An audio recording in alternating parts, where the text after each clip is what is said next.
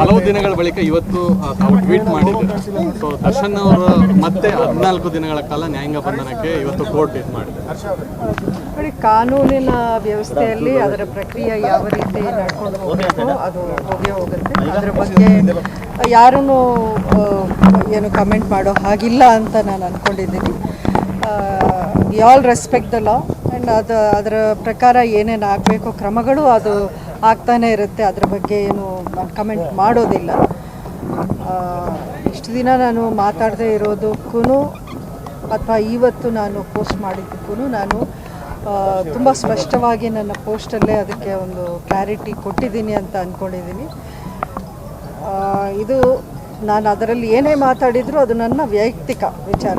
ಇದು as a public figure ಅಥವಾ ನಾನು ಒಬ್ಬ ಪಾರ್ಟಿ ಮೆಂಬರ್ ಆಗಿ ಆ ನಿಟ್ಟಿನಲ್ಲಿ ನಾನು ಮಾತಾಡಿದ್ದಲ್ಲ. ನನ್ನ ಪರ್ಸ್ನಲ್ಲಾಗಿ ನಾನು ಹಂಚ್ಕೊಂಡಿರೋ ಅಂಥ ವಿಚಾರ ಇದು.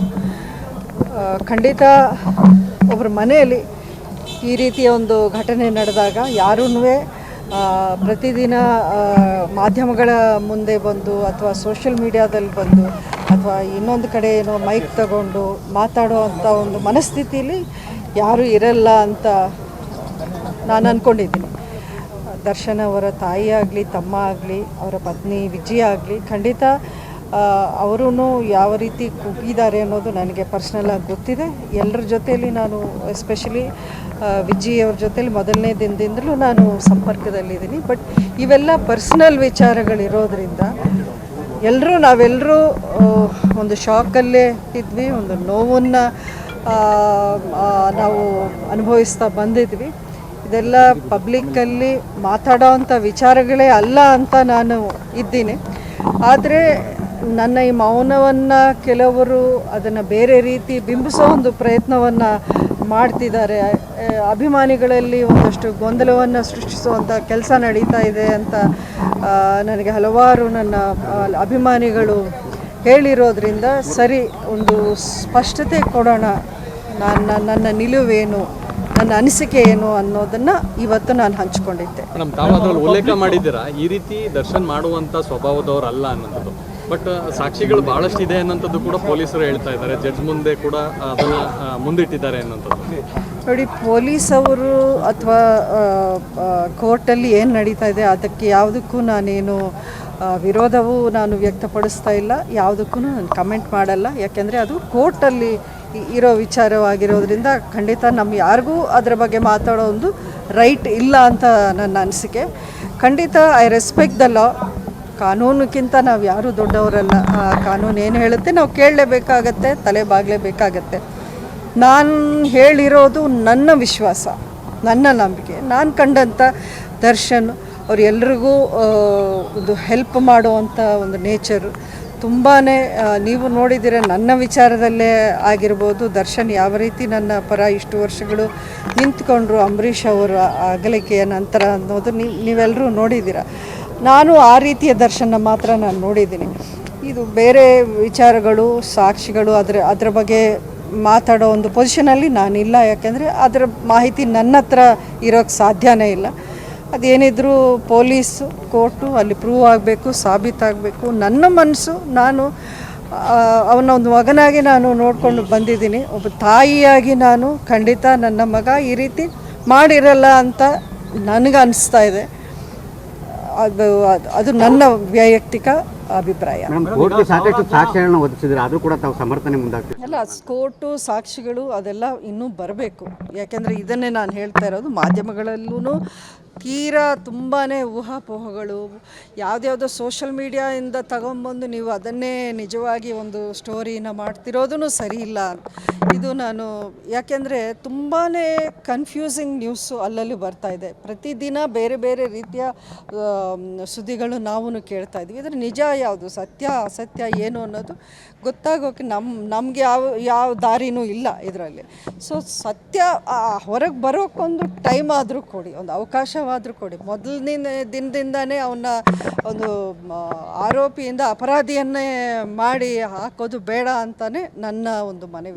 ರೇಣುಕಾಸ್ವಾಮಿ ಹತ್ಯೆ ಆಗಿರೋದು ನಿಜ. ರೇಣುಕಾಸ್ವಾಮಿ ಹತ್ಯೆ ಆಗಿದೆ, ಈಗ ಕುಟುಂಬ ಅನಾಥ ಆಗಿದೆ. ಈಗ ಮಾಧ್ಯಮಗಳ ಮೇಲೆ ನೀವು ಇದು ಮಾಡ್ತಾ ಇದ್ದೀರಾ, ಅದು ಯಾಕಂದರೆ ಏನು ಪೊಲೀಸ್ ಇದರಲ್ಲಿ ಕೊಟ್ಟಿದ್ದಾರೆ ತೋರಿಸ್ಗಳು ಏನಿರ್ತದೆ ಅದನ್ನು ಮಾಡಿರ್ತಕ್ಕಂಥದ್ದು, ಜೊತೆಗೆ ಸಾವಿರಾರು ಜನ ಅಭಿಮಾನಿಗಳಿಗೆ ಅವ್ರು ಮಾಡಲಾಗಿದೆ.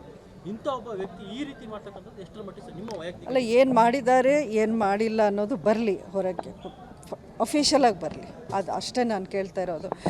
ಸತ್ಯವನ್ನು ಮುಚ್ಚಿಡಬೇಕು ಅಥವಾ ಕಾನೂನಿಗೆ ವಿರುದ್ಧವಾಗಿ ಏನಾದರೂ ನಾವು ಮಾಡಬೇಕು ಅಂತ ನಾನು ಎಲ್ಲೂ ಹೇಳ್ತಾ ಇಲ್ಲ, ಹೇಳೋಕ್ಕೂ ಹೋಗಲ್ಲ. ಖಂಡಿತ ಕಾನೂನು ನಾಳೆ ದಿನ ಏನು ಹೇಳುತ್ತೆ ಆ ಒಂದು ತೀರ್ಮಾನವನ್ನು ನಾವೆಲ್ಲರೂ ಆ್ಯಕ್ಸೆಪ್ಟ್ ಮಾಡಲೇಬೇಕಾಗತ್ತೆ, ಅದರಲ್ಲಿ ಎರಡನೇ ಮಾತಿಲ್ಲ. ಇದನ್ನು ನಾನು ಹೇಳ್ತಾ ಇದ್ದೀನಿ. ಹೌದು, ಅವರ ಕುಟುಂಬಕ್ಕೆ ಅನ್ಯಾಯ ಆಗಿದೆ, ಅದಕ್ಕೆ ನಾನು ಒಬ್ಬ ತಾಯಿನೇ.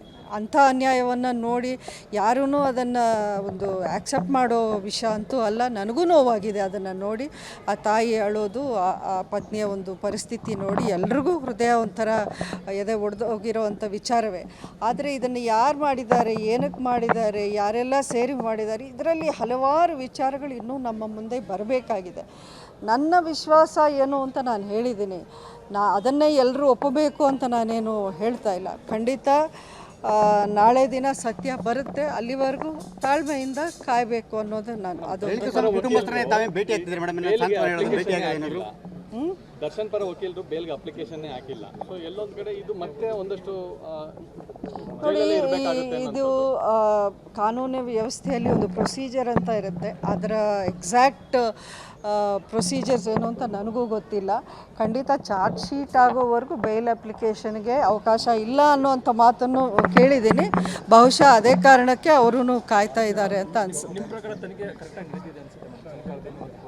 ನನಗೆ ಪೊಲೀಸ್ ಅಥವಾ ಕಾನೂನಿನ ವ್ಯವಸ್ಥೆ ಮೇಲೆ ನನಗೆ ನಂಬಿಕೆ ಇದೆ. ಅದು ಇಂಥ ಒಂದು ಹೈ ಪ್ರೊಫೈಲ್ ಕೇಸಲ್ಲಿ ಎಲ್ಲವೂ ಪರ್ಫೆಕ್ಟಾಗಿ ಅವ್ರು ಮಾಡ್ತಾರೆ ಅಂತಲೂ ನಾನು ನಂಬಿದ್ದೀನಿ. ಮಾಡಿದ್ರು ಸುಮ್ಮನೆ ಮಾಡಿರೋದಿಲ್ಲ, ಅವ್ರೇನೋ ಕಾರಣ ಇರುತ್ತೆ, ಈ ಥರದ್ದು ಅಂದರೆ ಮಾಡಿದ್ದು ಸಮರ್ಥನೆ ಮಾಡ್ಕೊಳ್ಳೋಂಥ ಕೆಲಸ ಪ್ರಯತ್ನ ಮಾಡ್ತಾ ಇದ್ದಾರೆ. ನೋಡಿ, ಎಲ್ಲರೂ ಅದನ್ನೇ ನಾನು ನನ್ನ ಪೋಸ್ಟಲ್ಲಿ ಅಭಿಮಾನಿಗಳಿಗೂ ನಾನು ಅಪೀಲ್ ಮಾಡ್ಕೊಂಡಿದ್ದೀನಿ. ಇಂಥ ಸಮಯದಲ್ಲಿ ಯಾರೂ ಯಾವುದೂ ಯಾವ ರೀತಿಯ ಹೇಳಿಕೆಯನ್ನು ಕೊಡೋದು ಸರಿ ಇಲ್ಲ ಅಂತಲೇ ನಾನು ಹೇಳ್ತಾ ಇದ್ದೀನಿ. ಯಾರನ್ನೂ ನೋಯಿಸೋವಂಥ ಹೇಳಿಕೆ ಅಂತೂ ಯಾರೂ ಕೊಡಲೇಬಾರದು ಇಂಥ ಒಂದು ಸಮಯದಲ್ಲಿ. ಅಂಥ ಒಂದು ಗಂಭೀರವಾದ ಒಂದು ಪ್ರಕರಣ ಆಗಿರೋದ್ರಿಂದ ಎಲ್ಲರೂ ಒಂದು ಸೆನ್ಸಿಟಿವಿಟಿಯನ್ನು ಅರ್ಥ ಮಾಡಿಕೊಂಡು ಇದರಲ್ಲಿ ನಾವು ಬಿಹೇವ್ ಮಾಡಬೇಕಾಗಿದೆ.